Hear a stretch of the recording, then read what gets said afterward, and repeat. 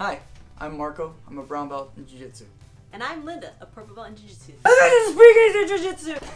Is that too crazy? That's it. That was it. That was okay. Good. We're going to talk about etiquette in your studio today. We're going to focus on Jiu Jitsu today, but just things to know while you're training at a new school or your own school. Clean smelling gis. Mandatory. Make sure that if you're going to go to your gym, don't use the gi that you used yesterday. You shouldn't even have that. Just throw it in the laundry room as soon as you're done training. Just leave it there. Wash it. Don't bring it. Don't leave it in your trunk. Don't leave it at the studio.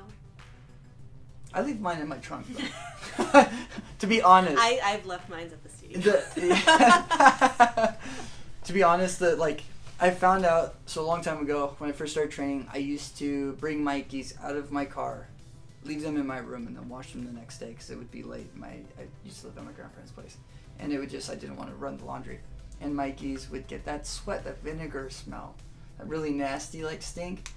And I felt like once my gis started to smell like that, if I could tell, I know my partners could tell. So it's like you have to just throw those gis away. But now I leave my gis in my trunk, and for whatever reason, well, we live in California too, so it's super hot. I think it just dries them out. Ew. It dries them out. In your car. Yeah, so it kills everything. And then I wash my gis on hot, and I dry them on hot. But I also use Fuji gis, and they don't shrink. Yeah, Fuji. Our team gis are also Fuji. Also wash your rash guards too. They'll stink as well. I also prefer when I'm training with somebody that they wear rash guards when they're training. I know a lot of old school gyms, they won't have rash guards be mandatory.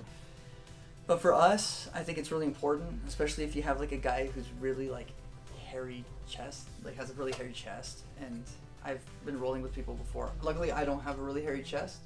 Me either. Luckily, I don't really have a hairy chest, but I have a couple of training partners who do. And when you're rolling, and then they have high mount, or even have their mount, and they're pressing their chest up against your face, and then it rolls across your face, and then you high five, you bump, round is over, and you're like, huh, chest hair. I don't know if that's worse, but the guys who don't have hairy chests would get really, really sweaty. I think that's almost worse. Because then it's slip and slide on your face. Well, one time I was rolling with Professor Matt, and he had me in a closed guard. I had my hands on his belly, but his gi was open, and my hands slipped. He pulled me forward with his knees, and my face hit his chest. And when I tried to pull up, my eye socket was suctioned to his chest with his sweat, and it literally popped when I came up. And I think the round ended right after that, so I gave him high five knuckles. I ran to the bathroom to throw up and to wash my face. Yeah, Professor Matt's he's our teacher, and he comes from an old school gym, and way back in the day, he didn't wear rash guard, and he's a really sweaty guy. If he sees this video, he'll know what I'm talking about. He's a super sweaty guy. But he doesn't stink. He doesn't stink. No, he smells really good. And I think it's because he's been doing jiu-jitsu so long, and he's a super clean guy. He's kind of a germaphobe, and he's said this before, if it was any other situation, he wouldn't be this close to people. The fact that we're on mats and we're wearing gis, that's why he's so close to people. I think it also has to deal with he's allowed to choke people and crush them with his knee on belly. Make sure that when you are rolling with people and you're a bigger person, don't use your weight too much on smaller people. Whenever I roll with Lynda, I try to match her strength and her speed and focus on my technique and try not to crush her with just strength. Everybody says don't use strength in Jiu-Jitsu, but that's BS. You're going to use strength in Jiu-Jitsu, especially if you're a white belt or a blue belt even. Or you use strength. Person. Or even a smaller person. Even me as a brown belt, when I roll with somebody who's bigger than me, sometimes I have to use strength in order to hold the damn person down. Even though my technique, I've been doing side control for years, my side control is good, I have to use strength to smash my shoulder in somebody's face, because if I let this aggro blue belt up that outweighs me by 100 pounds, they're going to hurt me. Yeah. That's how I picture big guys rolling, is they can just grab somebody's skull and turn it to mush. Yeah. Deodorant. What happens if you can't wear deodorant? Holy crap. You nearly dropped my whiskey. You put it too close to my elbow. Deodorant. I have really sensitive skin. So you don't wear deodorant? I do wear deodorant. I wear women's deodorant. Dun, dun, dun. Yeah. I can't wear like Old Spice or Degree or any of those because too spicy for you. well, my skin it like turns into a rash and then it peels and then it burns. Yeah. So it happens.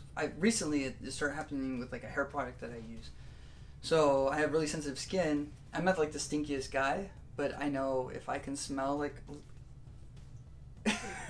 I know that if I smell myself and I can smell a little bit, like Lynda's gonna talk smack to all the other people we train with about how I stink. So please wear deodorant. If you can't wear deodorant, bring wipies to class and wipe yourself down before class or during class or after class. Like just make sure that you're clean and you smell good for your partners. I've had students before, training partners, that just I would want to tap from the way that they smelled. Yeah. Do you ever feel like you stink? No, I don't think I stink, but that just might mean I stink. I use the spray deodorant. I don't like the stick deodorant. I feel like it balls up. And like it just clumps? gets, clumps, and then it gets attached to your rash guard or shirt. So I've been using the spray one. And I spray before teaching class. And that usually, I feel like that's fine up until rolling. Then I have to shower. And then you shower. Lynda showers like after everything. You'll shower before we hang out, right? Yeah. Yeah, I just usually come home, like wipe down and like wash my face. Because I didn't roll, and it's not like training. Like if I train, I need to shower. Yeah. Because I don't want like any skin disease. Luckily, we're super clean at the school, and it's like etiquette for gym owners too. It's like make sure you wash your damn mat. We mop twice, though. We mop twice every day.